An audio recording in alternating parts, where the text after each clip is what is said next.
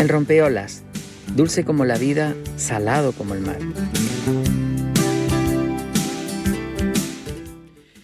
Bueno, pues tercer tema de la mañana. Vamos a hablar ahora de un tema interesantísimo. En realidad ha estado en esta semana en todos los rotativos y en toda la historia, hablando del informe PISA de educación en general y también de la educación en Canarias. Resultados horrorosos. Vamos a analizar a ver qué pasa, cuál es el sistema. En fin, antes lo estábamos comentando también un poco con Elsa López y hablábamos de, en fin, lo que ella comentaba que había que solucionar un poco también el tema, ¿no? Vamos a hablar del tema con Gerardo Rodríguez, él es sindicalista del STEC y de educación sabe porque lleva mucho tiempo ya trabajando en el asunto. A ver cómo lo ve él, cómo lo ve su organización y cómo ve un poco esto que todo el mundo se ha echado las manos a la cabeza. Gerardo, buenos días. Hola, muy buenos días, Javier. ¿Qué tal? Buenos días a toda la audiencia también. Gracias. Mira, Gerardo, cuando tuviste los resultados del informe PISA de educación, ¿tú ya te imaginabas los resultados o te sorprendió como a mucha gente?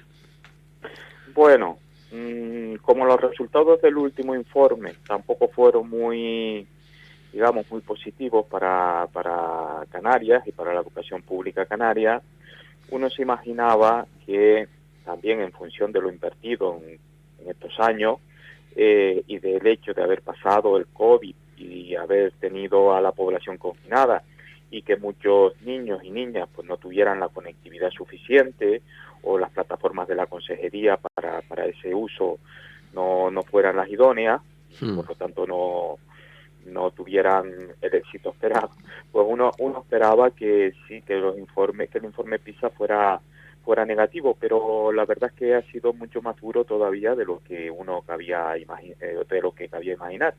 Por lo tanto, bueno, dentro de la sorpresa, mitigada un poquito por todo lo que ha acontecido y por todos los informes previos también. Ha habido otros informes, no de PISA, pero sí de otras instituciones que ya alertaban un poco de lo que pasaba, ¿no? Entonces, sorpresa sí, pero no tanto. Sorpresa sí, pero no tanto. Sí, efectivamente, yo creo que eso se veía. ¿Y cómo lo ves? Aparte del tema ¿cómo crees tú que dónde se está fallando realmente? ¿Es el sistema? ¿O hay muchas cosas las que están influyendo en el tema? Obviamente hay muchas cosas que están influyendo, ¿no? Muchas causas, muchos motivos, ¿no? Algunos son específicamente educativos, por ejemplo, la falta de inversión. La inversión educativa está ahora mismo en el 4,8 del Producto Interior Bruto Canario, 4,6 del Producto Interior Bruto Canario. Incluso para los presupuestos de 2024 este porcentaje disminuye al 4,2 y por debajo del 5%. No hay ningún territorio que pueda decir que su educación es una educación de calidad. Es decir, por debajo del 5% del PIB tenemos una educación quebrada, sea donde sea, en este caso en Canarias, ¿no? Quebrada en el sentido de que faltan inversiones suficientes para las infraestructuras. Y si quieres podemos hacer un repaso incluso de las del sur, de aquí de Tenerife o de Gran Canaria, que son zonas densamente pobladas, muy tensionadas, donde se necesitan colegios o centros, mejor dicho, de nueva creación, tanto colegios como institutos, como incluso centros de integrados de formación profesional de nueva creación, porque ahora mismo los que están al máximo de su capacidad, están hacinados, muchos de ellos, en definitiva, y eso influye también en el rendimiento escolar, ¿no? Por supuesto. Entonces, bueno, falta ampliar las plantillas docentes, que siempre son deficitarias. En el informe PISA tienes a Castilla-León, que es quizás la comunidad que más destaca, una de las primeras en matemáticas y en ciencias, por lo menos, también en comprensión lectora, pero tiene 4.000 profesores más que Canarias, teniendo una población similar y un también parecido número de alumnos. Falta bajar las ratios y eso se consigue ampliando plantillas, desdoblando, porque la disminución de las ratios hace que la educación sea más personalizada, más individualizada, que se tenga en cuenta las singularidades del alumnado. Un profesor o una profesora con una clase de 30 a 35 alumnos no tienen la misma o sea, la enseñanza no está tan particularizada y por lo tanto no es de la misma calidad que un profesor que tiene 15, 20 años. Cuando un profesor te dice que del espacio de tiempo que tiene que trabajar con los chicos, gasta más de 10 o 15 minutos en que se callen y para poder empezar a trabajar. O sea, las condiciones son horrorosas también en general, ¿no? Sí. Vamos a hablar las cosas como son. Sí, no, como son. Como tú las estás Entonces, porque ¿cómo puedes trabajar con esa realidad? Porque igual la gente piensa que no, esa es la realidad que hay, ¿no? es una realidad bastante dura. Y es una realidad difícil porque son jóvenes, son adolescentes, Claro. tienen sus problemas, tienen sus características. Después hay también una serie de causas sociales y económicas que explican los resultados del informe PISA y de otros informes, ¿no? Y que tienen que ver con el nivel de pobreza y con el nivel de exclusión. Estamos en el 40%, 35-40% aquí en Canarias de pobreza y exclusión. Hay muchísimos alumnos y adolescentes que su casa... 40%, bueno, perdona, 40%. Sí, entre el 35 y el 40%, eso son cifras oficiales, de pobreza y exclusión aquí en Canarias, sí. Y esa mochila con la que nacen algunos niños, esa pobreza, después la van arrastrando a lo largo de su vida, no ya como estudiantes, sino incluso como adultos, porque están abocados a lo mejor, pues eso, al fracaso escolar, o al abandono temprano de los estudios, o a buscar una solución urgente en el mercado de trabajo, por lo tanto tienen que hacer estudios muy cortos para poder ganar dinero y poder traer a su familia. Es que es un bucle muchas veces en el que no sale de la pobreza, ¿no? El nivel de renta y del nivel educativo de los padres muchas veces influye, no, determina el nivel también de los alumnos y la posible posible fracaso en los estudios, ¿no? El hecho de que no se titule o que tengan unas titulaciones muy bajas, ¿no? Por lo tanto, el nivel de renta, si con un 40 o un 35% de pobreza y exclusión, para algunas familias es muy escaso y por tanto sus hijos pues heredan ese estatus, ¿no? Por lo tanto, eso quiere decir que puede haber dos caminos, entonces, claro, por el tema de la renta, es decir, que esto favorece, es decir, por la parte más privada y la parte pública, ¿no? Entonces la parte pública está recibiendo, claro, eso favorece a una tendencia hacia lo privado. Sí, yo lo que pretendo decir es que el nivel educativo y el nivel de renta, es decir, el dinero que tienen las familias, influye después en el que sus hijos tengan estudios superiores o no tengan estudios ninguno. Porque, entre otras cosas, el que tiene dinero se puede permitir maestros privados, preceptores privados, clases privadas, y se puede permitir repetir curso una y otra vez, a lo mejor sin ningún problema. En definitiva, puede que sus hijos, no por capacidad, sino por esa rentabilidad, por esa renta que se tiene, puedan continuar con sus estudios y llegar después a estudios superiores y universitarios. Mientras que una familia con escasos recursos no puede permitirse esos lujos, ¿no? Y eso es algo obvio. Incluso desde el punto de vista de la educación pública, cuando se accede a la educación pública, las familias con más recursos y con más nivel educativo están pendientes de sus hijos, tienen a lo mejor en su casa las infraestructuras adecuadas, los libros adecuados, las enseñanzas, etcétera. Sí, claro. Mientras que una familia que no tiene esos recursos o una familia desestructurada, pues no, sus hijos están un poco más expuestos, ¿no? a fracasar. Total. Es así, y en Canarias eso se ve con más nitidez, y de ahí los resultados también del informe, pues eso son causas sociales. Las causas educativas específicas, bajo nivel de inversiones en los presupuestos dedicados a educación, siempre por debajo del 5%. Date cuenta que la Ley Canaria de Educación indica que en 2022 tendríamos ya que haber alcanzado el 5% del Producto Interior Bruto.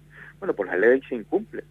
Estamos en 2020, vamos a 2024 y ya sabemos que el presupuesto para 2024 tampoco alcanza el 5%, es decir, va a ser un presupuesto en torno al 4,2 del Producto Interior Bruto dedicado a educación.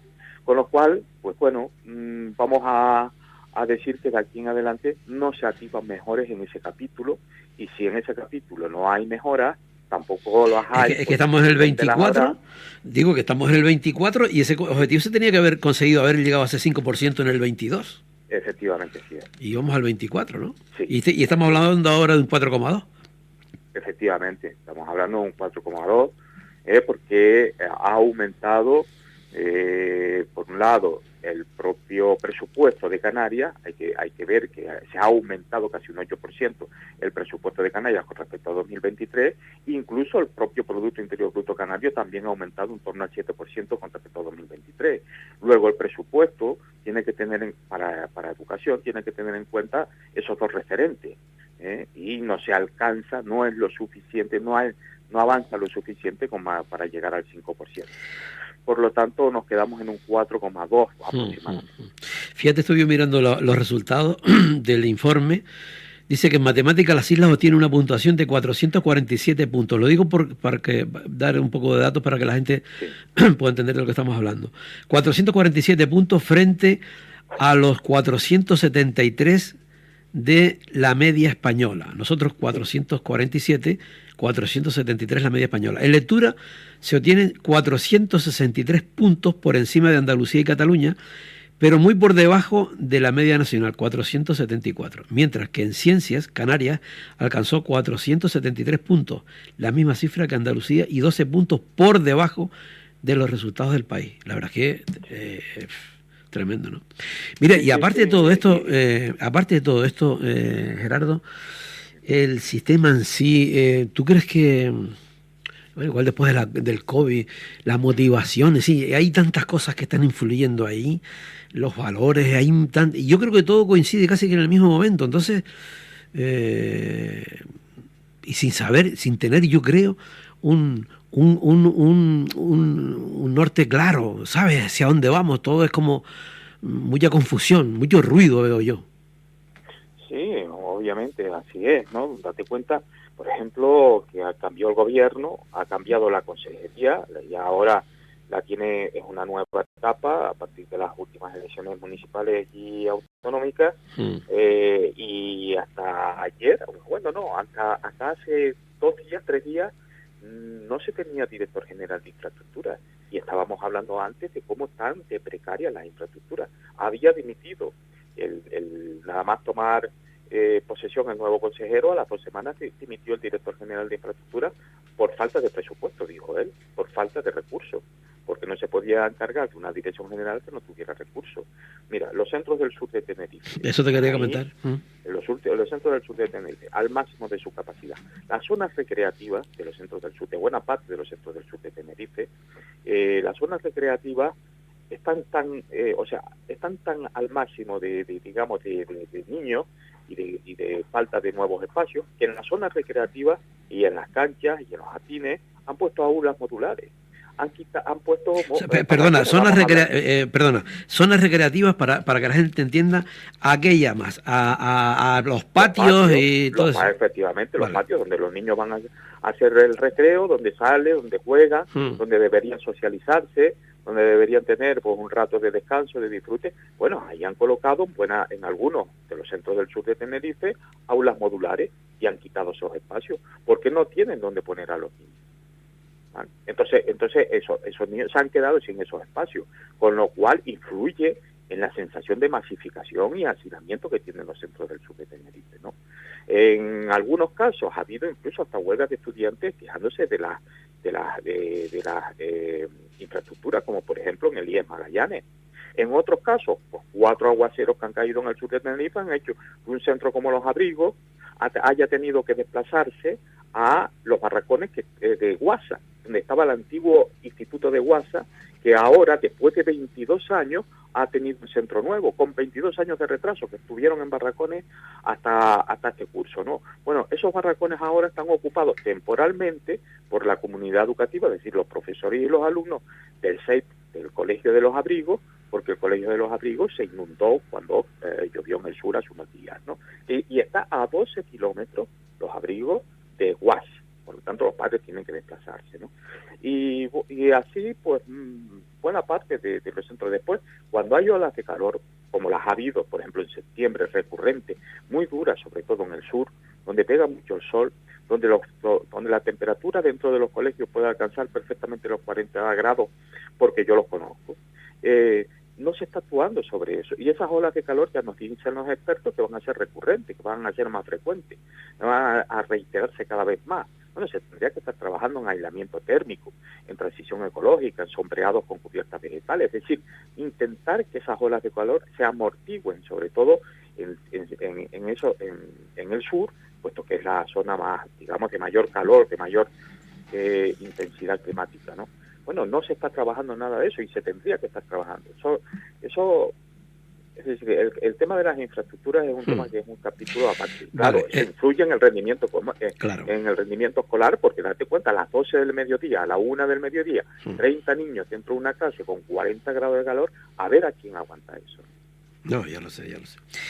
En esa educación más personalizada, que eso está claro, que hay que ir a eso, sí o sí. Pero claro, nos tropezamos con el sistema burocrático, ¿no? Que yo no sé hasta qué punto se ha mejorado en eso, se intenta que eso sea más para que el profesor tenga más tiempo y más espacio para dedicarle al alumno. Hombre, Después el propio sistema, se está educando como antes o se está educando para la realidad que se vive ahora. ¿Estamos conectados o no? ¿Cómo es el asunto? bueno, en cuanto al tema burocrático, el profesorado se encuentra muchas veces ahogado de tanta burocracia. Es uno de los principales problemas del conjunto de los docentes, ¿no? Y uno de los que más molestan, ¿no? Porque es verdad que la educación, la enseñanza, o cuando eres profesor o maestro, tienes que tener presente que algunas cuestiones burocráticas tienen, digamos, son inherentes a la propia profesión, algunas cuestiones burocráticas, pues, las notas, las faltas, etcétera, pero no el aluvión de memorias, informes, muchas veces por duplicado, por triplicado, actas, etcétera, etcétera, que ahogan, que condicionan el día a día del profesorado. El profesorado lo que quiere es dedicarse a la educación, dedicarse a enseñar, a estar en el proceso de enseñanza-aprendizaje, no a estar permanentemente haciendo informes, haciendo memorias, estar enredado en temas burocráticos. Nosotros ya le hemos trasladado toda una batería de propuestas a la consejería en donde se deberían suprimir determinadas cuestiones que tienen que ver con el papeleo y la burocracia, y que con ello no se disminuye ni se menoscaba la calidad educativa. Todo lo contrario, se aumenta. Incluso le hemos propuesto una comisión mixta entre los sindicatos del área de educación, del ámbito de educación, y la propia consejería, para ver lo que se puede suprimir y para que el profesorado, en este caso, tenga más desahogo, ¿no? Y pueda dedicarse a lo que tiene que dedicarse, que es a enseñar, y a lo que quiere realmente, porque en definitiva de los profesores, si tú le haces una encuesta, dice, mira, a mí una de las cosas que más, digamos, nos estorban o que más, digamos, nos obstaculizan en el día a día y en la labor docente es la burocracia. Entonces, se puede suprimir y se debe suprimir burocracia para aumentar la calidad. Y en esto, por ejemplo, que aquí se supone que aquí aprendemos todos. Aprende el alumno del profesor, aprende el profesor del alumno también, y la administración. La administración no aprende de las realidades y de lo que estás comentando, por ejemplo. Hombre, tendría que tener una autoevaluación. Claro. También eso es chequeable, también eso se puede hacer, ¿no? Se puede llevar a cabo. De hecho, es un papel fundamental en qué se puede mejorar en cuanto a la administración, ¿no? ¿Qué es lo que se ha hecho mal en las diferentes áreas, en las diferentes direcciones generales, en diferentes, digamos, ámbitos en los que tiene que actuar, ¿no? A mí me parece que eso es fundamental, si se está bien, porque no solamente es el dinero, es verdad, se tiene que tener por encima del 5%, se debería de tener por encima, lo marca la ley, pero también después hay que saber gestionar, también hay que saber gestionar, y no se ha sabido gestionar en muchos casos, ¿no? Yo tengo muchos digamos, ejemplos con respecto a eso, y no se han sabido gestionar los dineros, ¿no? Por lo tanto, también es importante que la administración haga su propia autocrítica y depure también, pues bueno, pues las responsabilidades, si así se entiende. Claro, es decir, que muchas veces no solamente es el tema del dinero, sino saber gestionar el dinero, que eso es otra. Es que eso me recuerda al programa pasado que estábamos hablando de la sanidad canaria y bueno, y uno de los temas era ese. O sea, que a la hora de gestionar, pues no hay grandes fallos en la gestión. Mira, una cosa, Gerardo.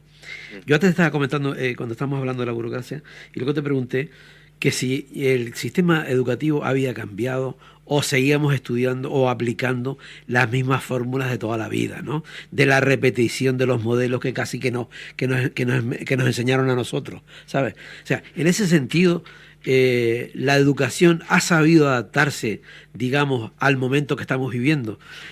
Ahora se habla de un montón de cosas, que si los móviles sí, móviles no. O sea, el mundo cambió. La educación ha sabido cambiar y ponerse en la misma altura. Bueno, ha ido con la última ley orgánica de educación, la LOMLOE, que todavía se está desarrollando. Date cuenta que este curso, mejor dicho, se desarrolla en los cursos pares, en los cursos pares. Por ejemplo, en segundo, cuarto y sexto de primaria, en segundo y cuarto de educación secundaria obligatoria y en segundo de bachillerato. Se tiene que desarrollar a lo largo de este año y ya se completa, porque el curso anterior se desarrolló en los cursos impares, ¿no? Pero con la LOMLOE hay una renovación pedagógica, hay un nuevo modelo pedagógico y ahora se enseña y se evalúa también en competencias, es decir, en destrezas, aquellas competencias que el alumno debe de adquirir, tiene que adquirir y muchas veces que ya las tiene para saber conducirse, ¿no? No es tanto una educación basada en el modelo de la acumulación de conocimientos y de la memorización, cuanto en el desarrollo de las destrezas y de las habilidades, de las competencias en definitiva, que el alumno tiene que tener para ser autosuficiente, es decir, para no depender y por lo tanto de otras personas y por lo tanto mostrarse autosuficiente, y ahí se evalúan una serie de competencias. Es una renovación pedagógica, obviamente necesaria, porque como tú mismo indicas, la sociedad fluye, avanza, por lo menos cambia, y por lo tanto el sistema educativo tiene que también ser flexible y adaptarse a los cambios en la sociedad. ¿Y qué me dice de las nuevas tecnologías? ¿Qué me dice, por ejemplo, de la aplicación del móvil o no? ¿Cómo ves eso? Con respecto, por ejemplo, a temas como las nuevas tecnologías, la aplicación del móvil, hay un debate bastante intenso, con argumentos contrapuestos sobre el uso del móvil en clase. Aquí se ha dejado, la Consejería de Educación lo ha dejado a criterios del Consejo Escolar de Canarias. Entonces, en el Consejo Escolar de Canarias tendremos que tener un debate que todavía no hemos tenido con respecto al uso del móvil. Yo particularmente soy partidario de una regulación, ¿no? De una regulación de las nuevas tecnologías, porque claro, no es posible que el sistema educativo esté ajeno a los adelantos tecnológicos, pero tienen que ser bien utilizados. Por lo tanto, hay que tener una regulación, es decir, el uso de móvil en clase, sí, pero con condiciones. Siempre que el profesor, durante una actividad, pues lo autorice. Siempre para una función, por ejemplo, extraer información.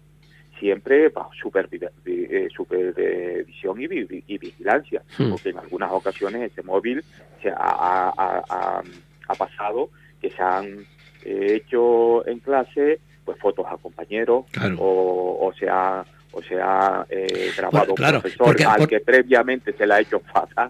Claro, porque hay centros que ya han dicho que hay centros que los han prohibido, digamos, ¿no? Sí, aquí en Canarias la mayor parte de los centros, pero claro, el centro en sus normas internas, sus normas de organización y funcionamiento interno, ha prohibido en muchos centros el uso del móvil, pero se necesita una regulación del móvil a nivel canario, no solo lo que haga o diga cada centro, que nos parece que... ¿Y qué es mejor, reprimir eso o enseñar el uso? Ese es el tema. Yo creo que es mejor regularlo con esos requisitos que te comentaba antes, la supervisión de los profesores, el hecho de que sea para algunas actividades muy particulares, con unas determinadas objetivos, con unas determinadas metas, etcétera, para extraer información en un momento determinado, puede ser útil. Ahora, claro, hay que estar vigilante de que no se emplee para otras cosas, para divulgar imágenes, para subirlas a la red, para hacer enfadar a los compañeros o los profesores. En definitiva, regularlo para que sea un uso eminentemente educativo y donde esté bajo supervisión del profesor. Claro, pues es una herramienta increíble, pero claro, el tema está en la aplicación de la misma, ¿no? Claro, todo depende del uso que se haga, claro. como la mayor parte de las cosas, ¿no? Gerardo, pues nada, me alegra haber hablado contigo otra vez, por lo menos haber sacado algunos temas interesantes. Y si quieres añadir alguna otra cosa. Bueno, podemos hablar de muchísimas cosas.